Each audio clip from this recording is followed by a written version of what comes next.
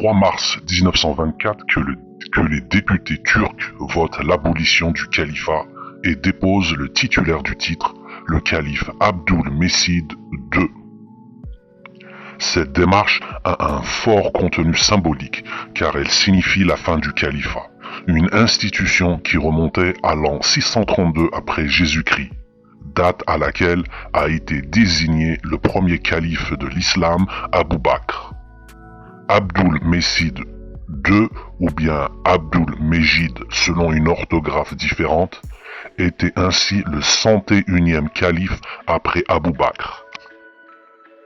Donc, avec la fin du califat en 1924, c'est 1400 ans d'histoire qui s'achèvent.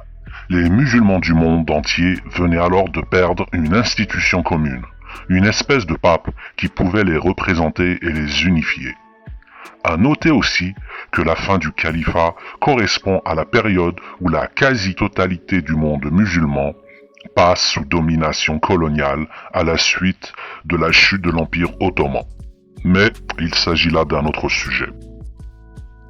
Alors, qui est Abdülmecid II, le dernier calife? Déjà, il n'est pas arabe mais turc.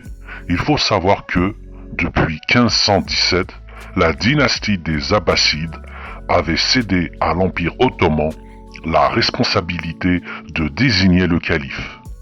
Pour faire simple, à l'époque, le pouvoir réel était détenu par le sultan et le pouvoir spirituel par le calife. En 1517, les Ottomans, qui désignaient déjà le sultan, ont donc également obtenu le pouvoir de choisir le calife. Par la suite, avec les Ottomans, le calife et le sultan étaient bien souvent la même personne. Abdülmecid est donc né à Istanbul en 1868. Il décède en France à Paris en 1944.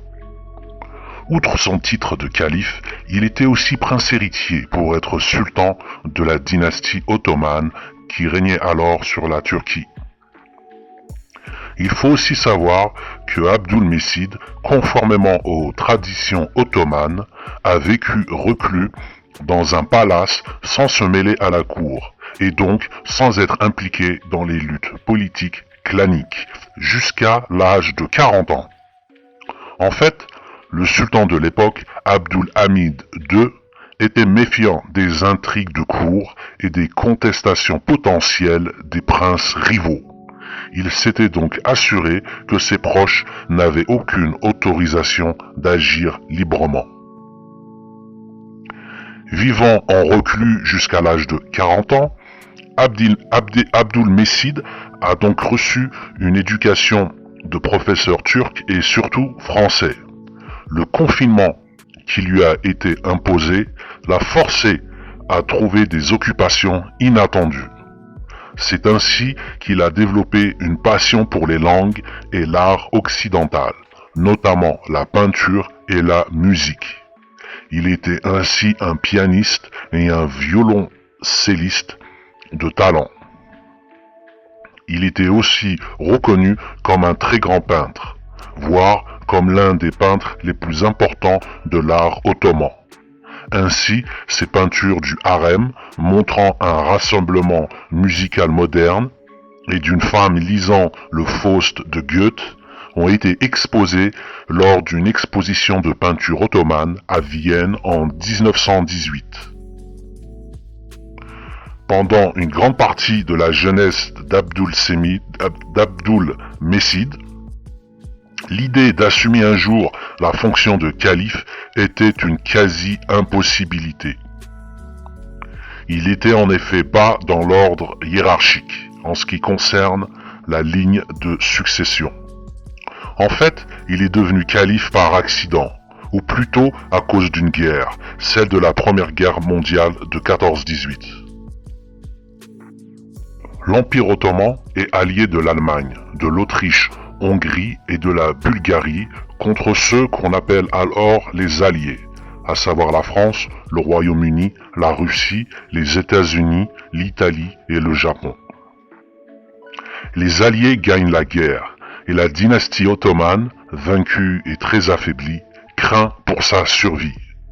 Elle commet alors l'irréparable en tentant de réprimer, sous la direction des Alliés, les mouvements nationalistes turcs. La dynastie ottomane les déclare même comme étant non islamiques. Mais la proximité des Ottomans avec les Alliés les discrédite aux yeux du peuple. Les nationalistes deviennent de plus en plus populaires et puissants. Et ce qui devait arriver arriva. Le 1er novembre 1922, le sultanat est aboli par les nationalistes turcs qui prennent le pouvoir. Le sultan de l'époque s'enfuit à Malte sur un navire de guerre britannique. Le poste de sultan étant aboli, il reste celui de calife. Au départ, les nationalistes ne sont pas contre son abolition. C'est ainsi qu'en 1922, Abdülmecid, qui était prince héritier, est élu calife par l'Assemblée nationale turque à Ankara. En fait, deux motifs poussent les nationalistes turcs à mettre fin au califat. Le premier, lorsque des voix musulmanes, notamment venues des Indes, se font entendre pour protéger le calife et l'institution du califat. Les nationalistes turcs voient ces interférences comme une atteinte à la souveraineté de leur pays. Le second motif est que Abdülmecid ne se fait pas discret. Il se comporte comme un sultan, n'hésitant pas à organiser des bains de foule et à provoquer les nationalistes. Ce comportement ne plaît pas aux républicains les plus anti-monarchistes qui le voient alors comme un concurrent à leur pouvoir. C'est pourquoi, 2 années après sa désignation, l'abolition du califat est décidée le 3 mars 1924. Abdülmecid est alors déposé comme calife et est expulsé de la Turquie avec le reste de sa famille. Il se rend d'abord en Suisse, mais finit par s'installer à Paris. N'ayant aucun moyen de subsistance, mais se faisant toujours appeler calife, sa situation financière précaire est devenue une source d'embarras pour de nombreux musulmans.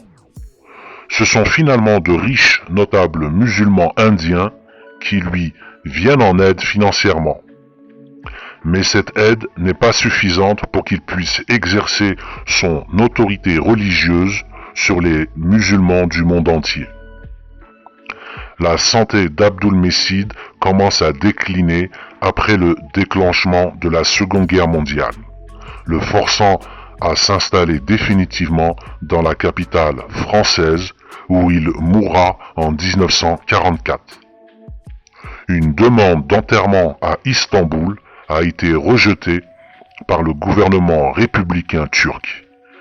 Et après 10 jours à la morgue de la grande mosquée de Paris, le dernier calife de l'islam est finalement enterré à Médine, la ville où le premier calife avait été établi 1400 ans plus tôt. Voilà, merci d'avoir suivi cette émission. N'hésitez pas à liker, partager et surtout vous abonner. À très bientôt.